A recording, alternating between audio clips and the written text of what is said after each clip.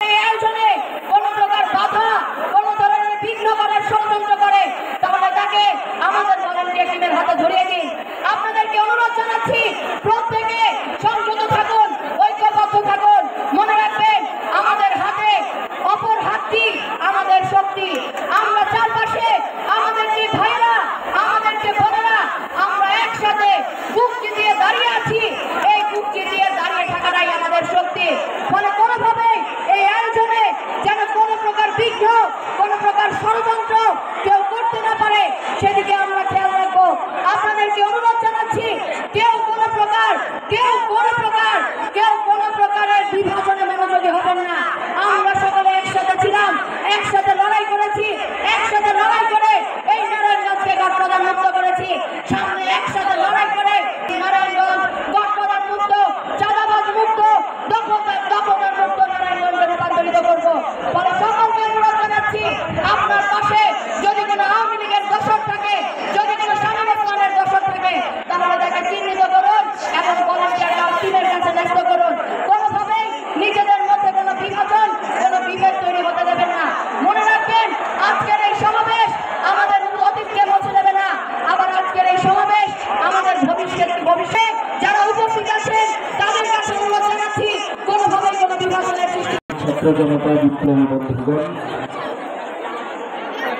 আমাদের মাঝে উপস্থিত হয়েছেন কেন্দ্রীয় সমন্বয়কদের একটি টিম, যারা নেতৃত্বে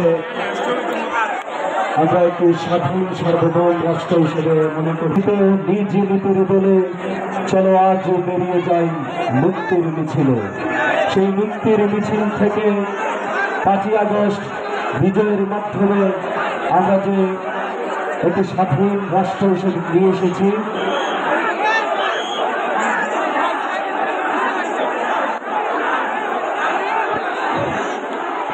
ভাই একটু ডিসিপ্লিনটা বানিয়ে দেয় প্লিজ।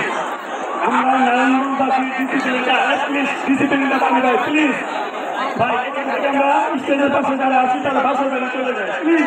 ভাই আপনাদের কাছে অনুরোধ, ভাই আপনাদের কাছে অনুরোধ, স্টেজের পাশে যারা আছি বাসায় বেলা চলে যায় ভাই প্লিজ। ভাই স্টেজের পাশে যারা আছি তারা বাসায় বেলা চলে যায় ভাই প্লিজ।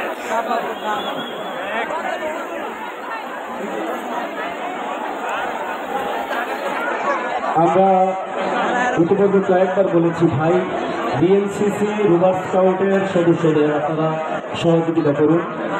পাশাপাশি যারা আমাদের ভলেন্টিয়ার বাইরে আছে, মাঠে যে বিশৃঙ্খলা যেন না হয় সেই জন্য আপনারা কাজ করুন।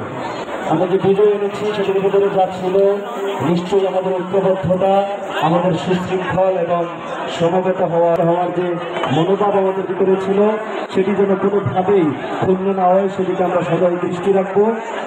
আমরা আমাদের প্রোগ্রাম শিডিউলটা একটু বলি। আমরা যেভাবে আজকের এই ছাত্র জনতার মতবিনিময় সভা শিডিউল করেছি, অনুষ্ঠানের সূচনা হবে কোরআন তেলাওয়াতের মাধ্যমে।